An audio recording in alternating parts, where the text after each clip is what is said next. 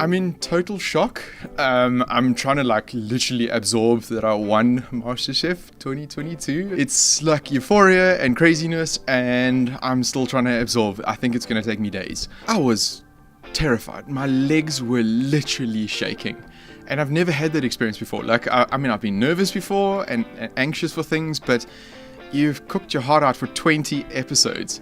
And you fought and fought and fought and fought and fought, and it comes down to one final answer. And so literally my legs were gone. I was actually scared whether it was me whether I won or somebody else did. I was so scared I was going to fall on the ground. That wait, I would have preferred to watch paint dry. It was so long.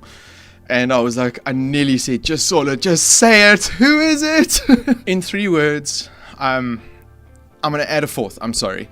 But for me, it's been passion, love, and friends and family. I think the most fun I had was pushing myself so hard. I didn't stop. I literally didn't stop. And every single day was taken as a lesson. I'd go back, write down all the notes, write down how I could improve. And I just studied and studied and studied and studied. And I feel like I've got 10 recipe books now.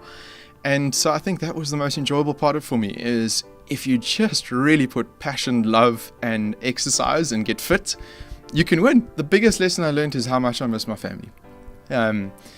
Weeks and weeks without them is like a part of my soul was slightly outside of this competition.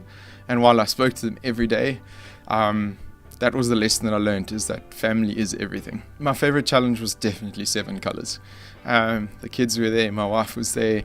I just was in my element. I just felt good. It was one of those things. I had all my favorite kitchen equipment out, and I just was cooking, and there wasn't as much anxiety as today. So it was my favorite cook by far. I'm most proud of my 7 colors dish by far.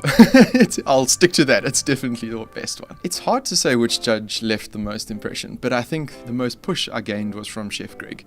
I like a bit of like strong feedback because I'm not scared of constructive criticism.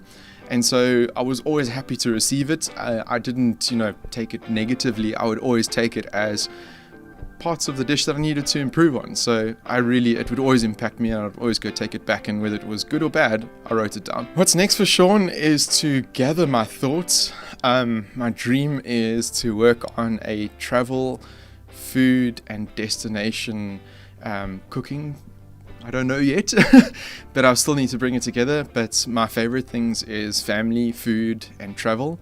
And I've got some ideas on how I'm going to bring it together, and I'm working on a little business plan, and my wife and I want to start putting that into practice quite soon. You can follow me on The Roasted Dad. That's where I'm going to be posting everything that goes on after this competition.